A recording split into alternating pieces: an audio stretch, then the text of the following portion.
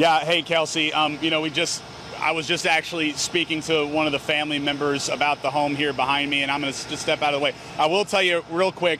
Earlier this morning, we saw huge flames popping out of this home at 613 Lake here in Metairie. We're near Bonneville. If you're wondering where that is, we're also near the interstate. And I was speaking with the family here. They actually had to walk down the street a little ways because the smoke here was getting too unbearable, and I will attest to that. It was getting a little difficult to breathe there for a second. Looks like the wind may have carried it out here just momentarily. The firefighters are still working right now to get this fire under control. The flames were huge earlier this morning, about an hour ago.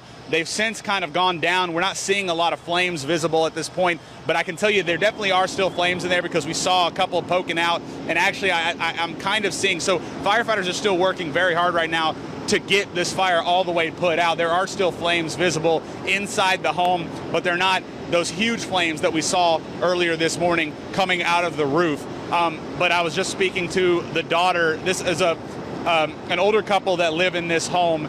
They've lived in this home for almost 50 years, and I was speaking to the daughter who came out here this morning to be with her mother and father, and speaking to her, and I asked her if she wanted to come on camera and talk to me, and she gave me some information, but said she was sorry, she would just get too emotional, and I can obviously understand that.